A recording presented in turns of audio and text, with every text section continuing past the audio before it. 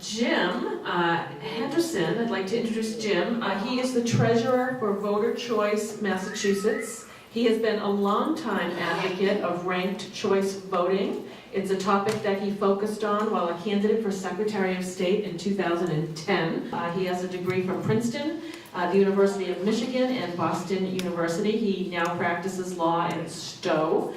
He represents small businesses and nonprofit organizations. We are going to have an interactive presentation. Jim is going to demonstrate how this works by having you all vote on 4 paintings that he's going to show on the screen. And I just wanted to thank, she's not here, but Nancy Baker, I don't know if you remember her or not, but Nancy Baker is the art historian who came here several times, and she's done presentations for us. So she actually helped us. I wrote to her and she was very happy to select 4 paintings for you to vote on. So thank you, Nancy, wherever you are. And I just, if you have any questions, Jill would like you to ask them while he's speaking, and either Jill or I will come over with the microphone, and please don't talk until you have the microphone so everybody can hear you. And that's the way we'll do it. So thank you, Jim, for coming. And for those of you who don't know, Jim is the son-in-law of the Kennedys. Yay!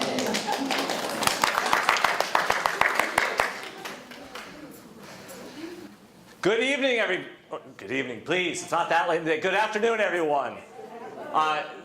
One of the fun things about coming back here is I've come here in a bunch of different, there's one more capacity in which I've come here. So yes, I've been here several times to visit Bob and Karen along with my wife and my family. Maybe some of you actually saw me perform on this stage a couple of years ago with my group In Good Company.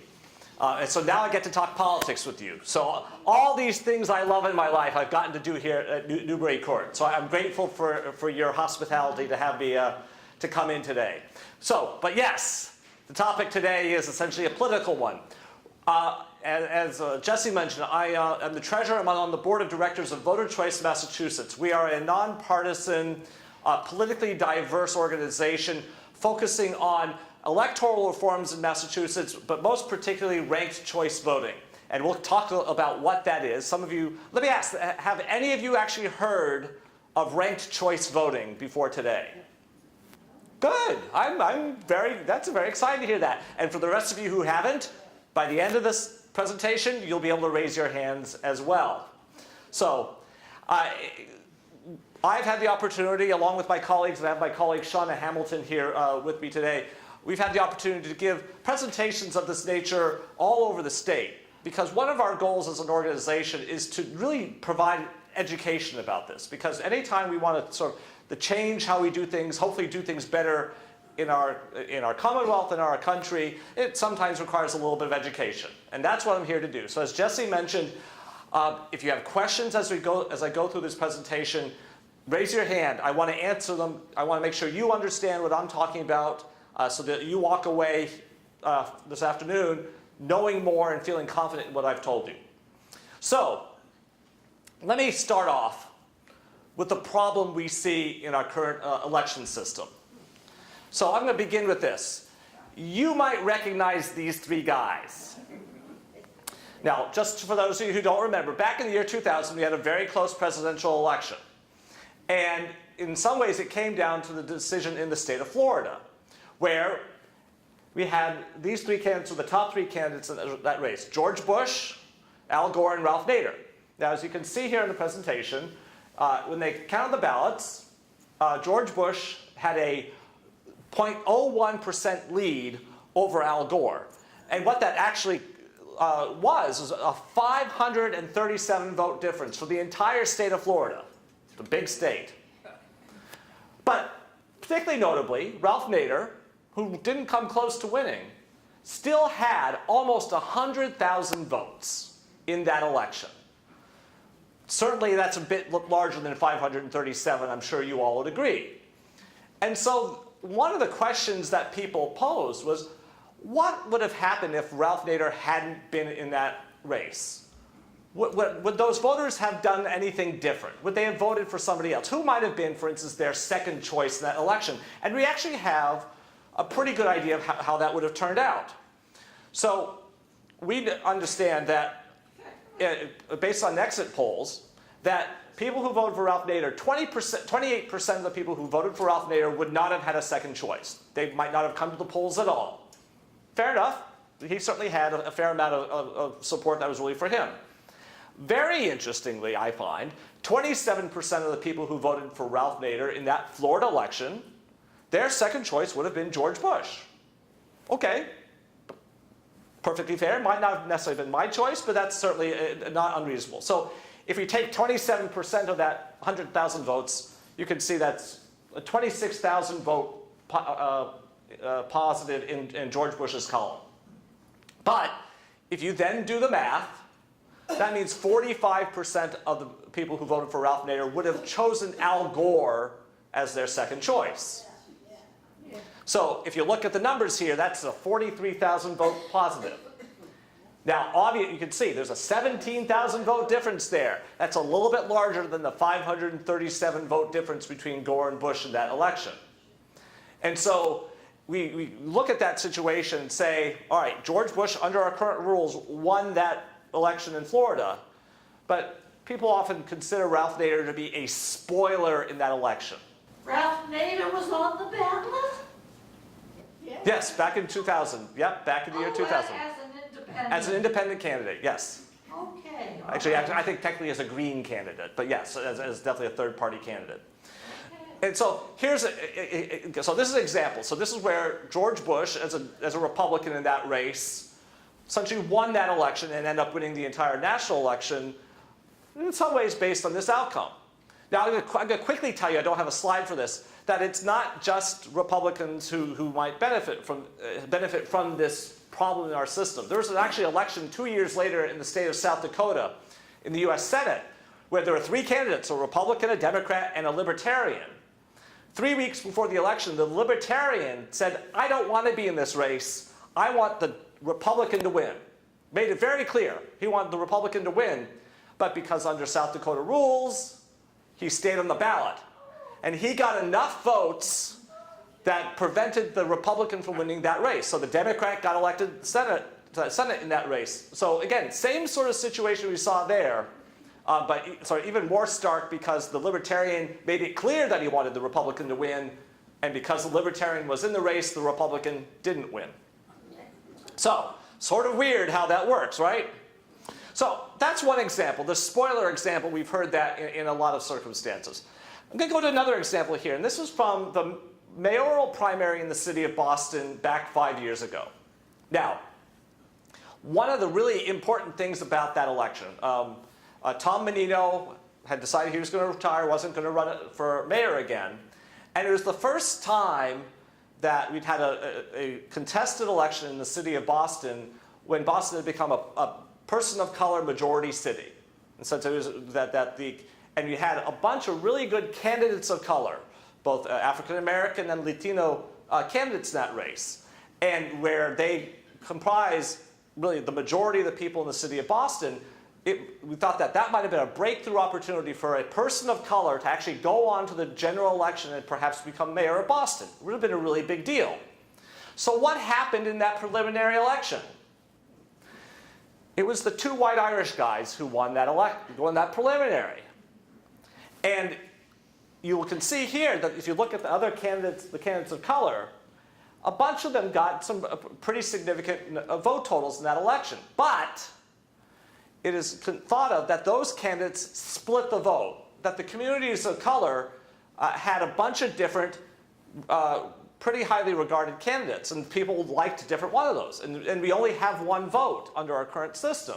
And so Charlotte Goler Ritchie got 14% of the vote, Felix Arroyo 9% of the vote. And if you total those up, you get well in excess of either the 18 or the 17% that Marty Walsh or John Connolly received. And so what we had here is a situation where having multiple candidates from the same sort of community actually had a detrimental effect, that they might have split the vote, preventing any of them from getting to the top two in that preliminary election. Now, I'm going to say this here, that one of the things I really believe in is having people run for office is a good thing. If someone has the guts to stand up and say, I want your vote, regardless of what political party they're part of, they earn my respect because that's a hard thing to do. I don't know if any of you in any context have run for an office, but if you do that, good on you, and we should encourage that. And yet we have a situation here where it had a negative effect. And in fact, at that time, Derek Jackson, who's a columnist for the Boston Globe, wrote an article because there were some supporters of Charlotte Goloritchie who, recognizing this very problem, actually went to talk to some of the other candidates and say, drop out because we're going to split the vote. And Derek Jackson said, that's a bad idea. We should encourage people to run for office. But at the same time, even though having more people to run for office should be a good thing, here it actually had this detrimental effect to those communities of color. None of them got represented in that final election. So that second problem is vote splitting. So the third example I'm going to offer here is one that you all lived very recently, because you're in the 3rd Congressional District here in Concord, and you had your opportunity to vote if you're a Democrat, if you pulled a Democratic ballot on primary day, to vote for one of these 10 candidates. And as you know, after a recount, Lori Trahan won that preliminary election. But she got less than 22% of the vote. Over 78% of the voters in that election voted for somebody else. And again, you have the top two candidates, Lori Trahan and Dan Coe, were 127 votes apart. I mean, really close there. But the other 8 candidates represented more than 40,000 other voters whose choices didn't get heard in the final choice. Now, Lori Trahan, I mean, I met all 10 of these candidates. They're all really good people. I mean, Lori Trahan will be a good candidate for running for Congress. But one of the things that we don't know, and if you're particularly, I mean, if you're a Democratic partisan, and the same thing would apply if you were a Republican and you had 10 Republican candidates, is that if you're a partisan here, particularly in a primary race, what you hope to do is put forth your best candidate, your strongest candidate in that election. And all we know here is Lori Trahan convinced less than 22% of the voters in the 3rd Congressional District to vote for her. So is she the strongest candidate? Was she the strongest candidate? We simply don't know. And so we have this problem where we go in to vote for a candidate in an election and you only have one choice. You can end up with results like this. Again, where somebody wins an election with less than 22% of the vote. Now, again, another statement I'll make is that I think, and we'll get to this in a moment, that we should promote majority winners. I mean, we think about winning an election, to win an election, you get 50% plus 1. Isn't that what we all understand? That's not how our system works. But we can change the system. We can address that very issue. Now, we had that example in the congressional race where someone won the race in less than 22% of the vote. This is not uncommon in the Commonwealth of Massachusetts. Races across the board, it's not unusual for someone to win when there are 3 or more candidates, for someone to win with less than the majority of the vote, less than 50% of the vote.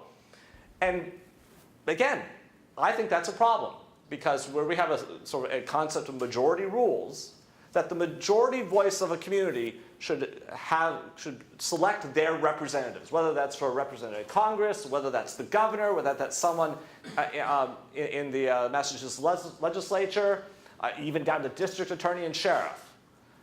The majority should have that voice. But we have here, it's a not unusual circumstance where someone can win a seat in government without getting 50% of the vote. So again, another problem that we're trying to address here. So, just to summarize what the problem is here. We have a voting system right now that exists where it fails to guarantee that the winners of elections actually get a majority. It fails to eliminate the spoiler effect. I mean, how many of you have heard the concept of wasting your vote? You shouldn't vote for somebody because you're going to waste it, because that person's not going to win. We have that problem. It discourages people from running because of this vote splitting issue.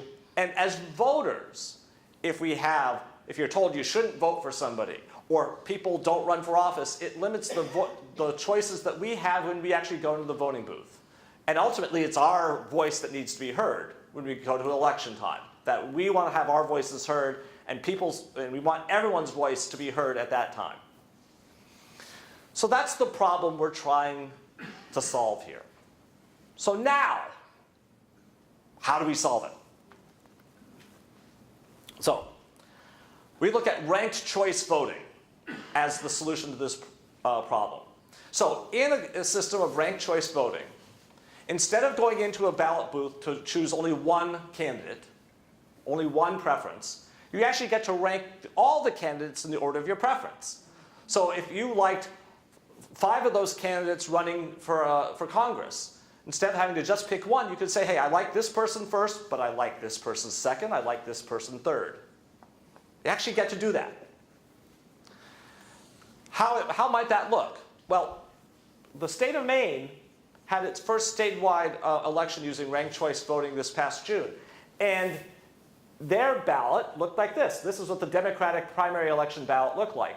And maybe you have children or my age or grandchildren who might have taken a standardized test where you fill in the bubbles to answer the questions. This is what the ballot, it's exactly what the ballot looked like. So in one column, you would reflect your first choice, second column, your second choice, and so on. Now, here's the thing about ranked choice voting, is that in order to win in a ranked choice voting election, you actually have to get majority support. You cannot win in a ranked choice election with 22%. You actually have to get 50% support. And I'm going to tell you how that works. That can happen in the first round or through an instant runoff process. So now, how does that work?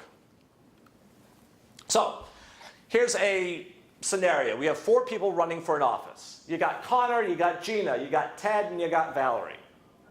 Now, if you look at those vote totals, let's say that this particular election, for whatever office, you can picture it, Ted here got 53% of the vote in the first round.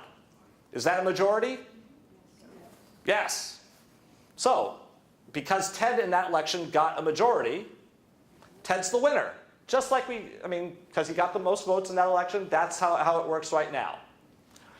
But what happens if no one has over 50% of the vote? So let's look at this election once more. And these numbers come from an actual ranked choice election in Minneapolis last year. So this is actually how it really worked when people actually voted in that community. So again, same 4 candidates. You have Connor, you have Gina, you have Ted, and you have Valerie.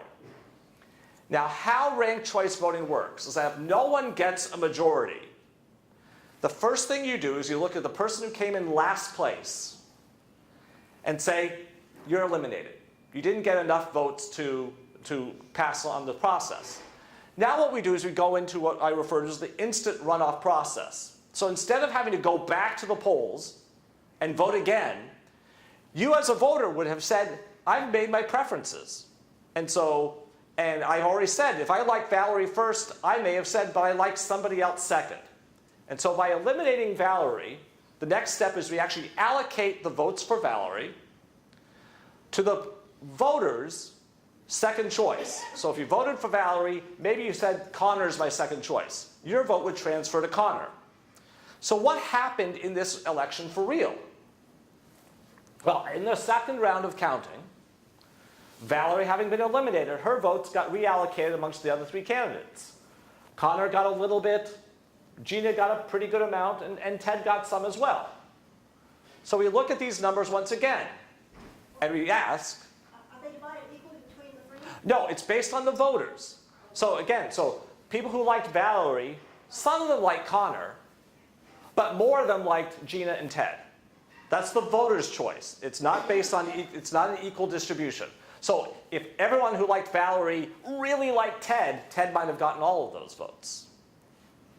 So now we go back to that same question I asked before. Does anybody have a majority? No, no one's got 50%, over 50%. So we go through this process one more time. So who's in last place right now? Connor. So Connor, sadly, he gets eliminated as well.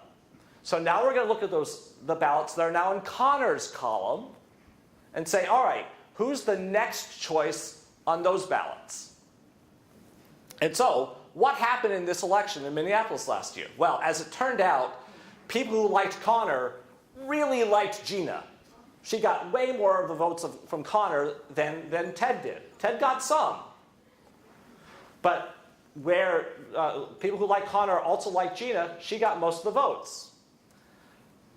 Who has a majority now? Gina has the majority. Gina is the winner of that election. And so what you saw happen is that even in that first round, Ted had the plurality. He had the most votes, but he didn't have the majority. And what's interesting is that the story from that election is that these were not their real names, but the person who was Ted in that election had a very strong group of people who liked Ted in that district. But the candidate didn't go out to the other parts of the district. They didn't try to find more votes. And so even though they had a good group of people, that they didn't try to engage other people very much, which meant that at the end, Ted didn't get as many second place votes.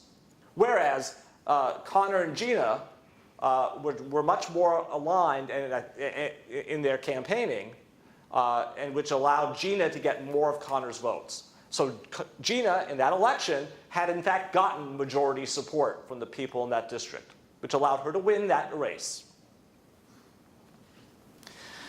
So let's take that concept to that example we talked about, the Boston mayoral race back in 2003. So one of the things you can do is that if you have a ranked choice election, because you actually can figure out who gets that sort of secondary support amongst the voters, is that you can get rid of the preliminary election altogether. You don't need to have an election in September, the day after Labor Day, for instance. And you could actually go to a single election in November when most people think that's when we go to vote in an election. And so you can actually bypass the preliminary and simply go to a single instant runoff election on election day when voters come out and think about voting again at that time as opposed to the other time. And the benefit, we could see that. We wouldn't necessarily see this at the state level, but I think you might see this in cities and towns where it's actually pretty expensive to run an election. And so if you can actually save money by not having a preliminary election and just have one election, that's going to be better for the taxpayers of that city or town, because you won't be paying for an election that very few people turn out to. So we could use ranked choice voting as a way to save some money at the city and town level. I think that's a really important thing to think about. So one of the benefits, and this showed up in that example of that election, is one of the benefits of ranked choice voting is that it's not only important to get people's first choices, but also to get their second choices. And so if I'm running a campaign and Shauna is one of my three opponents in the race, does it behoove me to say really bad things about Shauna? Well, some people might like that, but people who like Shauna are not going to make me their second choice. And I may need Shauna's second choice, the people who like Shauna, I may need their second choice votes to make it so that I can win. So I might say, hey, Shauna and I have some differences on some policies, but let me tell you about the things that we are similar on. And so if you like Shauna, here are reasons to make me your second choice, because those votes are going to be important for me. We actually see this happening in real life right now. And here are two examples. So there was a mayoral election in San Francisco earlier this year. And two of the candidates, Jane Kim and Mark Leno, actually campaigned together. They did television ads together. Now remember, they were competing against each other. They both wanted to be mayor. But because San Francisco elections are run with ranked choice voting, they felt it was beneficial to both of them to highlight how they were similar.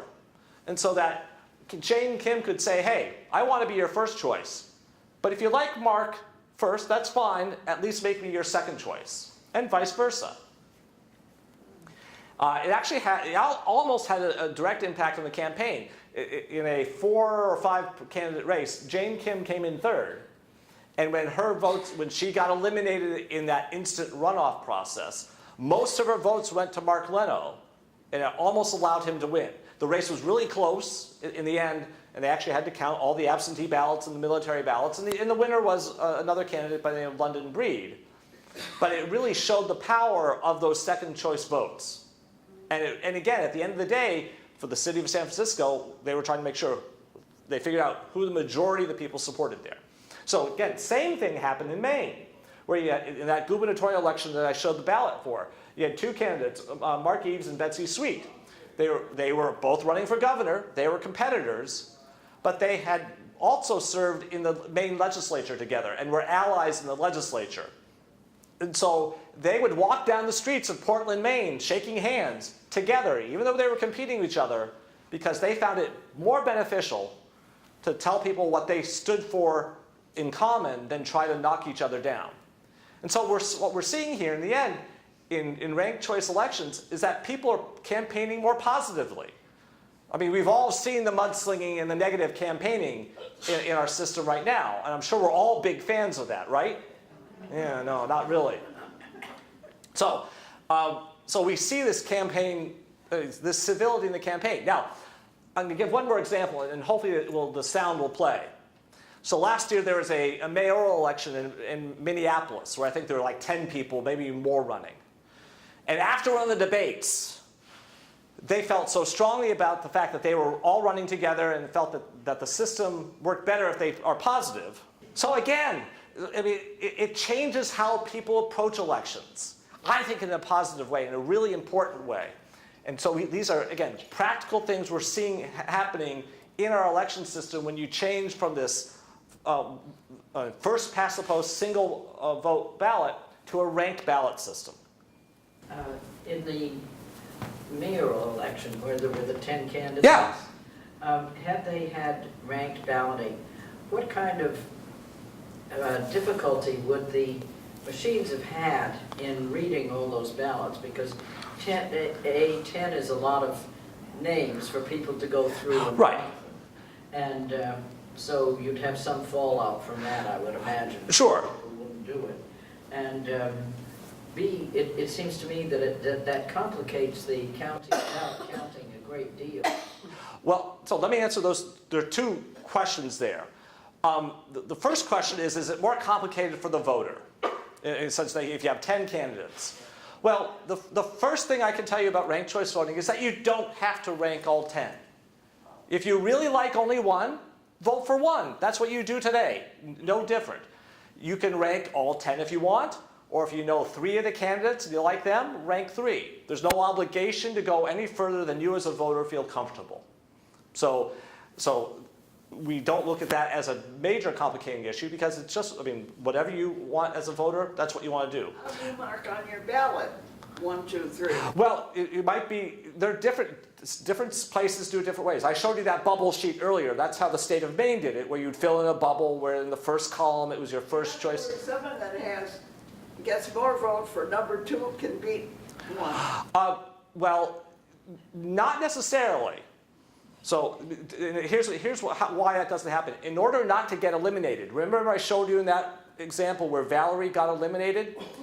Maybe she was the second choice of a lot of people, but she didn't have enough first place votes not to get eliminated.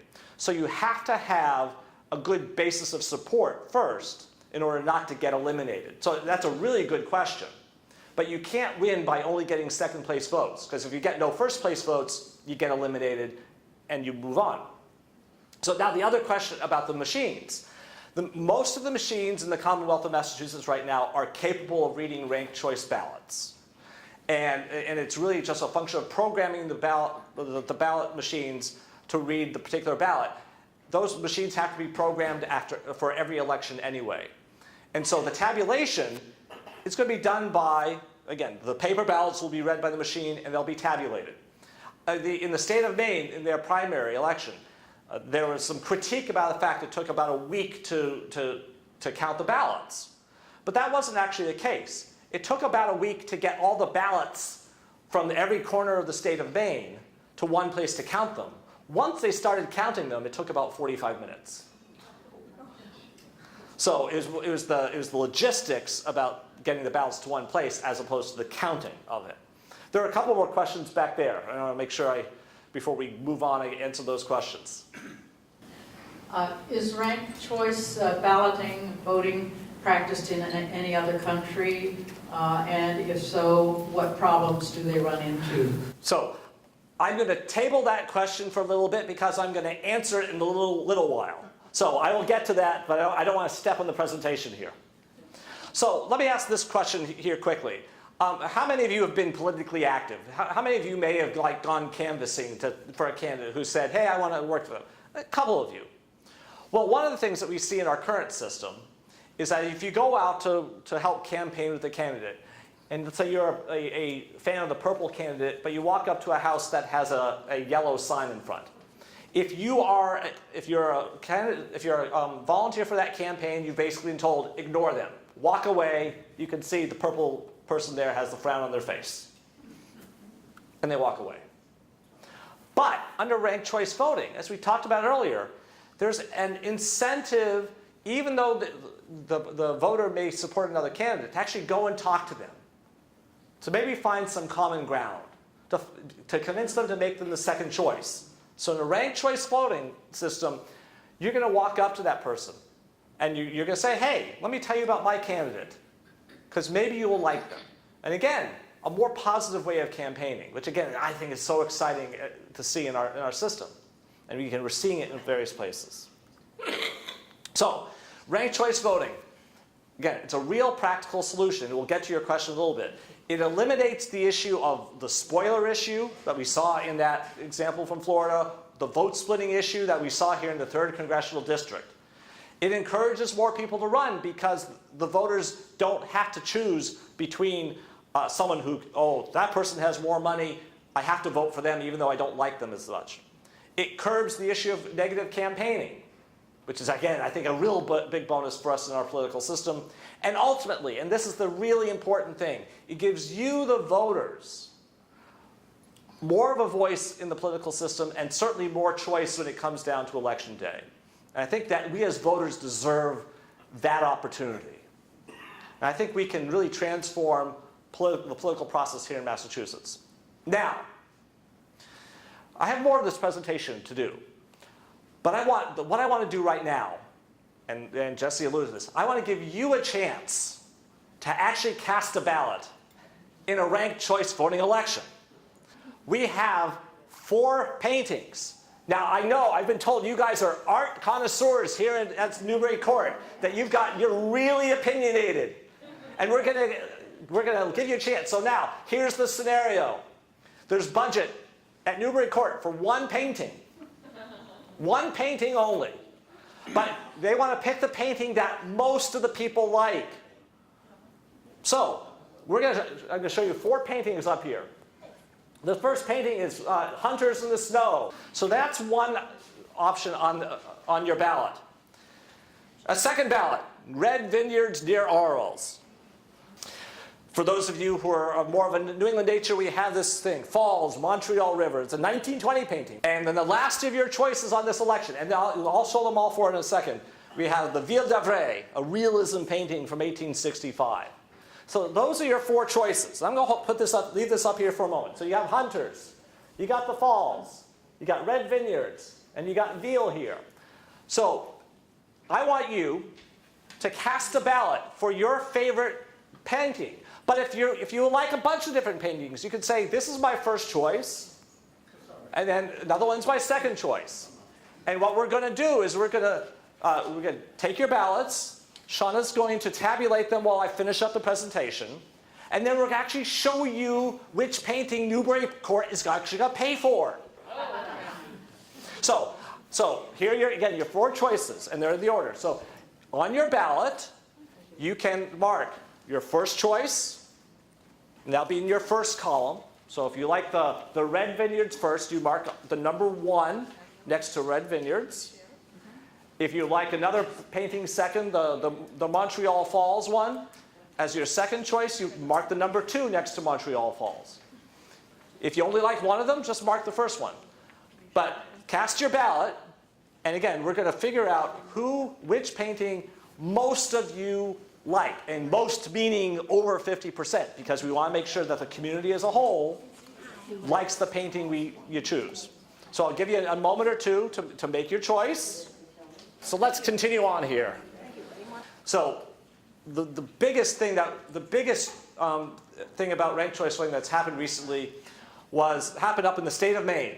So back in November 2016, ranked choice voting was enacted on a statewide basis up in Maine, and the first ballots, I showed you one earlier, was cast in their primary election back in June, where Maine became the first state on a statewide basis to adopt ranked choice voting. This was a really big deal. It was very exciting, certainly for those of us who are advocates of ranked choice voting, but for people around the country who see this as an opportunity to improve our democracy. But here, so this goes through a question. So you asked about where else in the world, and we'll talk about that in a second. But ranked choice voting has actually been used in the United States for a while. So if you start off down the bottom left, Cambridge, good old Cambridge down Route 2, has been using ranked choice voting for their city council elections for over 70 years.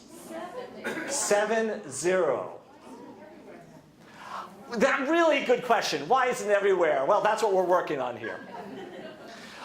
So Cambridge has been using it for a long time, but we've seen a real uptick over the past 15 years. So that first big jump was when San Francisco adopted it for their municipal elections, and we've seen upticks ever since then. Minneapolis uses it. A couple of other cities in California are using it.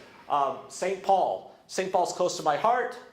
My son, Bob and Karen's grandson, went to college in St. Paul, so I was very excited about that. And then the latest uptick happened this year with both the state of Maine and also the city of Santa Fe in New Mexico using ranked choice voting for the first time. And we have a number of other places around the country that are on the cusp of using it. The city of Memphis, Amherst, back out in western Massachusetts, made it part of their town charter just recently, and their first opportunity to use ranked choice voting will happen in a couple of years as they prepare for their next municipal elections. But it's a concept that is growing in a variety of places. So you can see the trend here is heading in a good direction. Now, where else has it been used? Well, top one there, if you recognize the flags. Australia has been using ranked choice voting to elect their parliament for 100 years. And so you asked the question about the problems people have encountered with ranked choice voting. And the answer is, I mean, there might be initial problems just the first time people use ranked choice voting in terms of people need to learn about it, which is why I'm here today. But it's been used in a bunch of places. Ireland uses it to elect their president and have done so for quite a while. And the answer is there aren't problems. That it's how they elect people.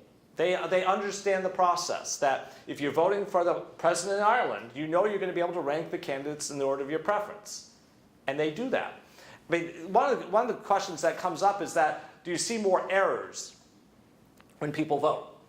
Well, here's an anecdotal example. Back to San Francisco just for a moment.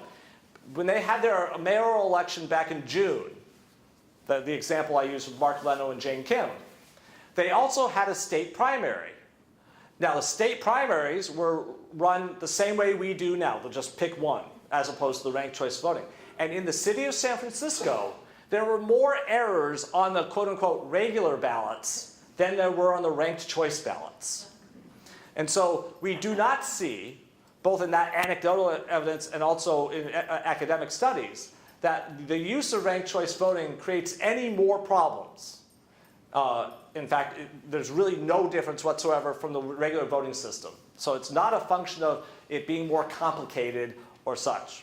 That people understand it well, and they've worked through, if you use the example of Australia or Ireland and these other countries up here, they've gone through the process. They know how it works. We're not reinventing the wheel here in Massachusetts by doing this if we make it happen. So there are countries around the world that use it.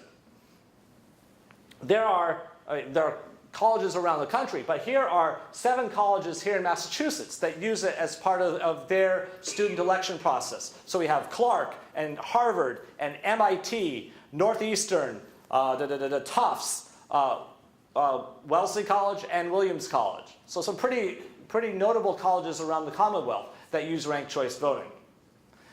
There are a bunch of different organizations around the country, and we have two notable ones here, the National Organization for Women and the American Political Science Association. Now, if you're into politics, you probably want to be part of the American Political Science Association. They use ranked choice voting. So now, there's a blank in the middle. There's one more place, one more organization that uses ranked choice voting that you all have heard of. The Oscars. When you watch the Oscars and they actually get the counting correct, you can know that the best picture was chosen using ranked choice voting. I'm going to tell you, now let me tell you about what we're trying to accomplish here in Massachusetts.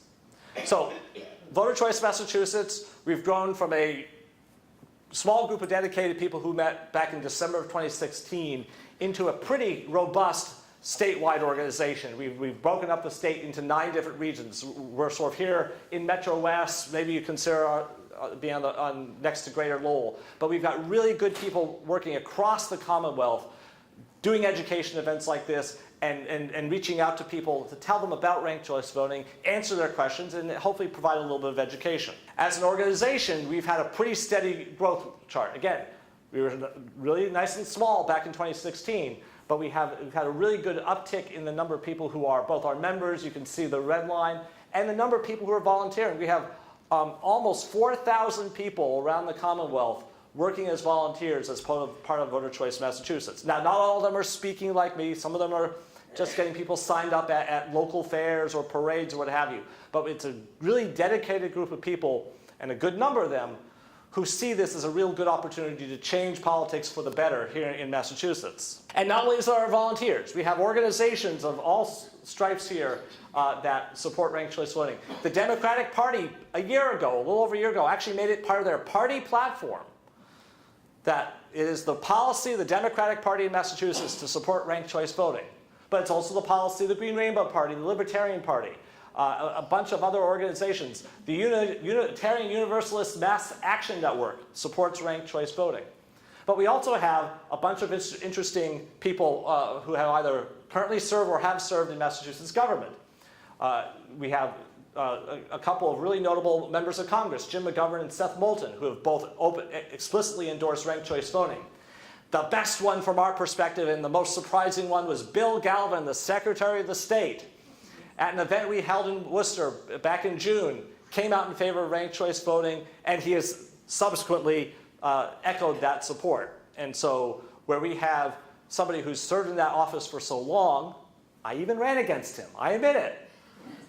But to his credit, he has come out in favor of ranked choice voting for which we applaud him. And hope if he does get reelected, we will presumably work with him as we work toward getting it enacted here in Massachusetts. Does anybody else like this? The Boston Globe likes ranked choice voting. Back in August, they wrote this really robust editorial recognizing the need for ranked choice voting in our politics here, and particularly here in Massachusetts. And so this was really a watershed moment for us, that the Globe editorial board would come out so explicitly in favor of this. So hopefully we'll be able to share that with our legislators and convince them of the importance.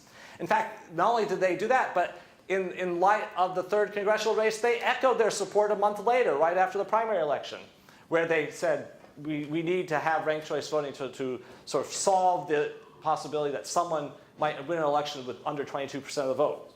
Got another question here, I think. I mean, do you see this going into effect? I think it would be great if it went into effect for the presidential election. Here's my feeling on this, that on a purely, call it academic level, would it be great for the presidential election? Yes. The reason I don't advocate for it right now is that there are 2 major hurdles in my opinion. One is the Electoral College. Well, I wouldn't necessarily disagree with you on that, but we have that now. But the second problem, and again, it's a problem that can be solved, maybe not yet though, is the fact that if we want it done on a national basis, you essentially need to have a national vote counting mechanism. And as you hopefully know, all elections are run at the state level. And so if you really want to use ranked choice voting for a presidential election, you'd essentially have to have a federal election. Again, conceptually possible, but it doesn't exist now. So there are some hurdles to be gotten to be overcome before we can do that for presidential elections. But all other elections, all state elections, members of Congress, U.S. senators, certainly we can apply it to those, and that's what we're working for right now. What are we as an organization doing to make ranked choice voting happen here? So we are going to be working with the legislators across the Commonwealth. We're going to be actively pushing legislation in the new legislative session that starts in January to make ranked choice voting the law of the Commonwealth. Now, it would be great if they got to it really quickly. If we could have it in place for the 2020 election, that'd be great. Not necessarily holding my breath for that. One of the things we're going to do, and we've just started a project we're calling the 200 Coffees Project, where we're going to meet with all 200 members of the legislature to tell them about ranked choice voting and try to get their support, perhaps even to the point of actually sponsoring legislation at the legislature. If that doesn't work, or the legislature futzes around and takes their time, we may also consider pursuing a ballot measure to take it directly to the people. But our first goal, our first focus here is to get ranked choice voting through the legislature, and hopefully we'll find the support to do that. So what we're going to do, and again, we'll finish up with these concepts, but as an organization, we've identified 3 particular goals here to accomplish getting ranked choice voting. One is that we need to sign up some new supporters. Maybe some of those are sitting in this room this afternoon. We'll get to that in a little bit. Yes, we need to raise money. It's not an inexpensive process to do this work. But we are doing great work with the money that we've been raising so far. And then getting endorsements. So we go out to various political organizations, non-political organizations, which might be chambers of commerce or Rotary clubs or what have you. But we're actually seeking endorsements from different organizations. And so if you're part of a group that might be interested in outside of Newbury Court, who might be interested in this, who might want to hear me speak or one of my colleagues speak, we'd be happy to do that to help introduce the idea to them and perhaps get their endorsement of this. So now, before I finish up, I'm going to hand things over to Shauna here, who's going to tell you which painting Newbury Court's going to invest in. This is really... All right. We can see, so this is where we've ended up, so. How many people voted? Did you get the number of voters there? Yes, 50, I believe it was 52. 52. All right, Good. so you can see in, Start with round 1. Just explain yeah, out. so round 1, you can see that Bill Davray has 34% of the votes, so the most votes, but has not yet reached a majority. So you'll see now in round 2, and forgive me, these names are abbreviated for space, but Montreal River, which had the least amount of first choice votes, has been eliminated. So now we are down to round 3. So you can also see from here the second choice for any ballot. So first choice, Montreal River was eliminated in the first round, and any of their second choice options from those ballots have now been transferred Right. over. So a lot of people who like the Montreal one like the Red Vineyard second. You can see that a bunch of those people, most of those ballots went to Red Vineyards. Exactly. And you can also see that a bunch of them went to Bill Davray, which actually ended up bringing Bill Davray to the majority of votes and makes Bill Davray a winner. That's right. So again, if you go through this process, you can see how, just go back to again, so in that first round, we had no majority, and we had to go figure out who came in last. Montreal was the last, so they had to get eliminated. So you go back to round 2, Shauna, just scroll there. So you have to eliminate Montreal River. Now, in that bottom line, you can see that there are a couple people, maybe 1 or 2 people here, who liked Montreal River as their only choice. They didn't like any of the others, and that's okay. But by doing so, they didn't have a voice in the subsequent part of the election. So those got exhausted, but the rest of the votes went to second choices. And some of those second choices went to all the other 3 remaining ballots. Now, if you go to round 3, again, same process. Hunters in the Snow was the least liked at that point. They got eliminated. Some of those votes were exhausted again. There were no further choices beyond Hunters in the Snow. But Ville-d'Avray got the bulk of the votes there in order to get them over the majority, which is how Ville-d'Avray became the winner. Great. Yes. Thank you. Any questions on how that works? You get it? So great. So Jesse, start writing the check there. You need to get that up there. They'll be expecting the painting up there. Great. So remember I showed you this chart earlier about the growth of ranked choice voting around the country. Again, pretty impressive. Well, through the work we're doing, and hopefully with some of the support of at least some, if not all of you, if we enact it in Massachusetts, that's the jump we make on a national basis. We can make a really big impact. And if we do that, we can see ranked choice happening all over the place. So whoever said over here, why don't we have it all over the place already? Let's make it happen here, and we're going to make it happen all over the country. So, what can people do to help? So, there are a bunch of things. So, we have a sign-up sheet that if you're interested in becoming a supporter of voter choice and of ranked choice voting, if you want to perhaps volunteer, and we can find ways for you to volunteer here at Newbury Court. We'd love to have you sign up a sheet, and we have some sheets that on a clipboard that we'll pass around. For those of you, and I know, this is the generation of Facebook and Twitter. I know it in this room here. But if you happen to do that, you're welcome to follow us on either Facebook or Twitter. We keep our supporters well informed there. We house toast parties. So people will invite us into their homes where we do a presentation like this and then do an election, much like the painting election. Although my favorite house party election, we didn't vote on paintings, we voted on bourbons. That was a good party. But it gave me a chance to tell people about ranked choice voting and actually show them how the process worked. We have opportunities when we go out into the community. We have tables where we will ask people, we will tell people about ranked choice voting and have them sign our lists. And really an important volunteer task for any campaign, but particularly ours, is that we have lots of people, again, almost 4,000 people who are interested in volunteering, but we need help reaching out to them. And so making phone calls on our behalf to call someone who's friendly about ranked choice voting and say, hey, we have an event happening in Concord, would you like to help out? And so even if you can't get out and about, if you're interested in making phone calls on our behalf to help us get other volunteers to do some work in the community, we'll love getting that help as well. Yes, sir. I'm sure there's some negatives. In particular, I've heard California primary it doesn't satisfy everybody. Can you mention what you think might be the worst negative you have to answer? So I'm going to, so again, two questions there. So the California primary process at the state level is actually not ranked choice voting. So what they have is actually very much like the mayoral example I showed you for Boston, where they have a bunch of people running and then the top two candidates go on to the general election. So as we saw in that election from the Boston mayoral race back in 2013, one of the problems is that if you have a bunch of people running who might come from a similar community, that they might split the vote.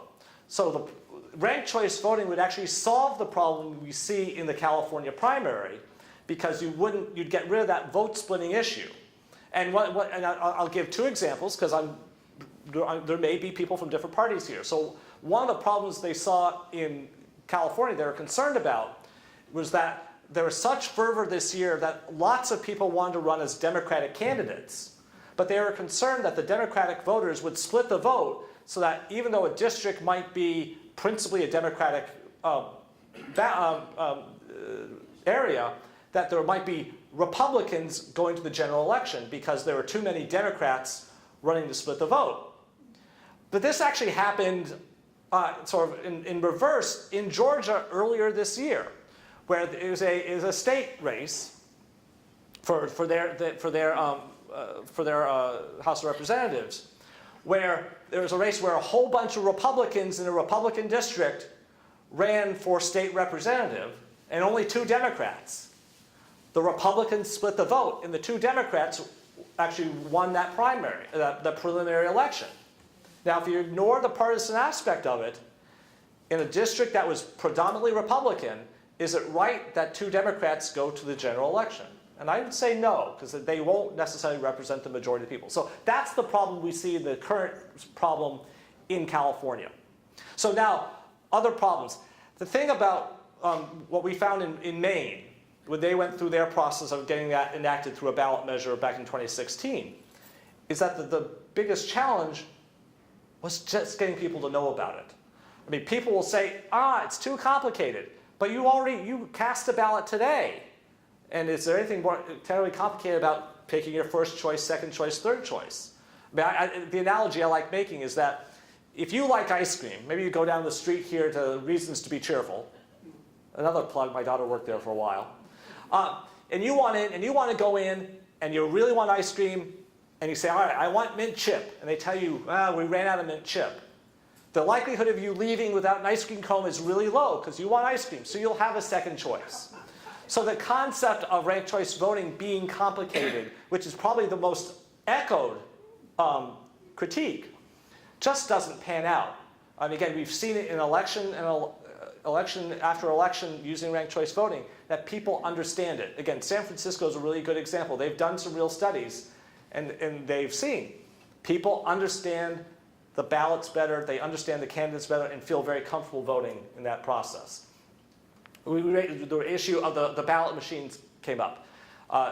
There will be some modest cost if we get it enacted in Massachusetts. We estimate about a $3 to $5 million cost the first year to make sure that our ballot machines are all compliant. But the exciting thing is that even though that cost would be there if we enacted ranked choice voting, there's actually money in the bank going back actually to the George Bush years after the Help America Vote Act was enacted. There's actually millions of dollars available to Massachusetts for machine upgrades, just sitting waiting to be spent. And so there really wouldn't be a real impact on the Massachusetts budget of upgrading, because the money's already been made available from the federal government to upgrade our machines, which needs to happen in a bunch of places anyway. And any machine that would be put in place now, like many of the machines already in Massachusetts, are capable of reading ranked choice ballots. So again, there are critiques out there, but we feel that we have them well answered. Anything else? Yes, ma'am. I find this all very interesting. However, my husband and I lived in Cambridge for over 20 years. Yep. And I would not say that they had an excellent legislator. One of the things about the Cambridge system, which is different from what we're advocating here, is that what they do in Cambridge is that they elect their entire 9-person city council using ranked choice voting. Now, the process is not all that different, but admittedly with 9 candidates, there's a sort of a mathematical process which is not the most simple. So we recognize that. What we're advocating for principally through Voter Choice Massachusetts is the application of ranked choice voting to single-person offices, like governor, like your state rep, like senator, what have you. And so I think a lot of the critiques that have been heard about the Cambridge system really won't apply, because we won't have the complexity of trying to elect multiple candidates in a single race. Yes, sir. I believe in the Cambridge system, part of what caused the original trouble was they weren't using computers. They literally had to carry the paper around from table to table. Exactly right. And that is I think a valid critique. They managed to make it work. But certainly we're not advocating that we be doing hand counts of ballots throughout the Commonwealth of Massachusetts. Computers can help us do the work. It makes it a lot easier. But you're absolutely right. That is one of the critiques of the system that they have itself in Cambridge. Anything else? Have I been clear? Yes. Terrific. Well, again, I want to thank you all for coming out on this Friday afternoon. If you are interested in getting on our mailing list to sort of keep in touch with us and learn what we're doing, we have some sign-up sheets here. We would be honored if you would sign up. If you're interested in other support, feel free to talk with Shauna and me. And with that, I thank you all very much for having me, and I look forward to seeing the painting up on the wall. So.